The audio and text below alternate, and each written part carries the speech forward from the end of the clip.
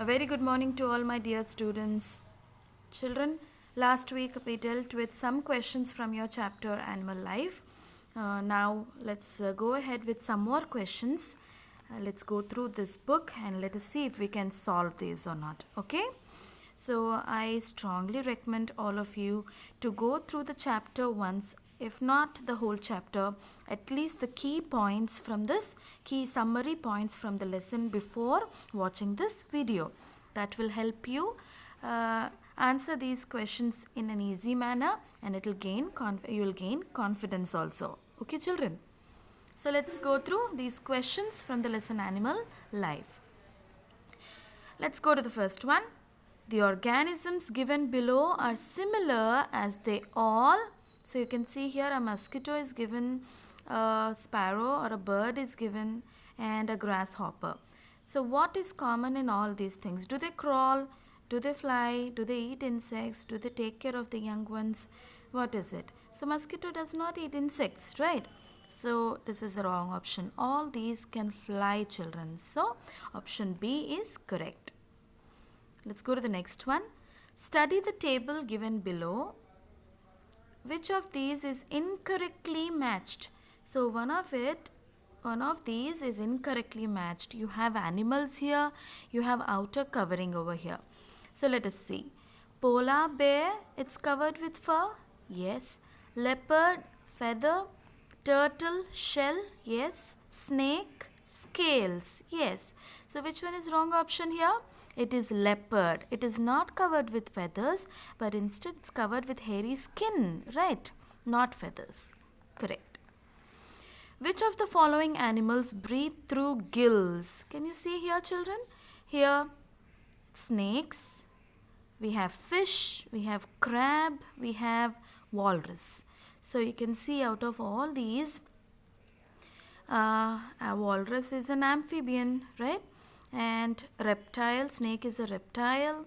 You can see that fish and crab, both of them, they breathe through gills. Okay, prawns and crab also have gills to breathe, but that's another thing. We can see them on land, and because they can hold their breath actually outside the water also, they keep their gills moist, and they still breathe through their gills only. So both of these, B and C, are the right options. Okay. Let's go to the next. What is the adaptation by which a grasshopper protects itself from being eaten by its predator? We know that what is a predator? Which kills or hunts, isn't it? So how does a grasshopper protects itself from its natural predators? So does it taste bad? It can hop away quickly. It can camouflage itself in the grass. Have you seen a grasshopper? It is green in color, right? So very nicely it gets mixed in the surroundings. We can't even notice that a grasshopper is sitting on a leaf blade. So camouflage, it gets camouflaged well. Its color mixes in the background, blends in the background. So this is the correct option. The next option, you see, it has a poisonous sting. No, it does not have a poisonous sting. So C option is correct here. You can see now, fifth one. Some animals have structural adaptations to mimic objects found in their environment. Which of the following can change its color to match the surroundings? Just now we discussed about camouflage, right? So it blends, it changes its color such that it becomes like, the color of its surroundings. It matches the color of its surroundings. Have you ever seen a leaf insect? It mimics as if it's a leaf. It sways like a leaf. It looks like a dead or a fresh leaf. Have you seen a stick insect anytime, children? Same. It just looks like a twig, a dry twig or a stick. A stonefish. We won't be able to distinguish between a stone and the stonefish. It's very much alike. So all these are adaptations to save themselves from their natural predators. So what does a chameleon do? A chameleon changes its color to match its surroundings. So the predator will not know that actually a chameleon is somewhere around. So chameleon is the one which changes its color. So all these three are naturally, they are like that only, of like a leaf. They don't change it. So they are like leaf only. They are like sticks only. It's like stone only. But this is like a normal lizard, but it changes its color. So that is the speciality of chameleon.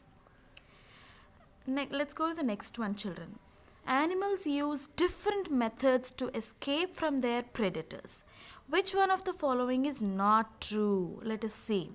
The lizard sheds a wriggling tail to distract the enemy. Yeah, sometimes a lizard just sheds some small part of its wriggling tail so that the enemy is now attracted to that movement of the tail, and nicely the lizard escapes. Let us see the next one. The grasshopper has powerful hind legs to hop away quickly. This is also an adaptation actually. So it can hop away nicely. Crocodiles, lizards and turtles use their legs to crawl on the ground. So they can crawl and move away from their natural predators. A snake and a worm use their legs. Snake and worm doesn't have legs, so to crawl on the ground. So this is a wrongly matched option. A snake does not have legs, so it crawls on the ground. Okay. Given below are adaptations that allow aquatic animals to move easily in water. So water is more denser, so they have to use a lot of energy, as well as there are some bodily adaptations actually which help them move faster and easier. So what are those? Streamlined body. So have you seen any fish? It has a streamlined body like this. When it moves, can you see? So this is nothing but a streamlined body. So it reduces, it makes the fish to move faster in the water, to cut the water stream. This is very much important. It is called as a streamlined body. The next are the breathing tubes. No, the aquatic animals usually have, what do they have? They have gills, right? Webbed feet, gills and fins. So in order to move faster, so gills is only for respiration. In order to move faster, they should have webbed feet, like some aquatic animals, like that of a seal or a walrus. Actually, in order to move in water, they should have webbed feet. The ducks, we know very well, the ducks and the what you call swans and all, they have webbed feet.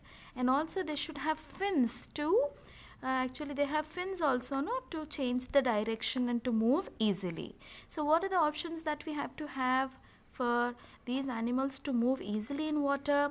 They should have streamlined body, they should have webbed feet, and they should have good fins. So these three, A, C and E. So this is the right option. So I told you earlier that when you come across such questions, you have to first see the options. Don't directly go to the options here, but see the question, read the question well, and then come to a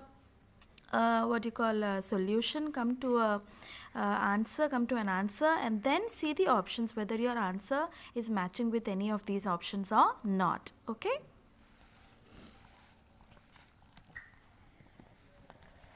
Then we have eighth one. How are birds adapted for flight? Now we have again their body shape, because in water, as the fish have streamlined bodies to move easily in water, birds also have streamlined bodies to move in air or to fly easily. Also they have smooth waxy feathers so that the air just passes over them without any difficulty. Also they should have hollow bones so that they become lighter and they fly easily. So A, B and C are the right options.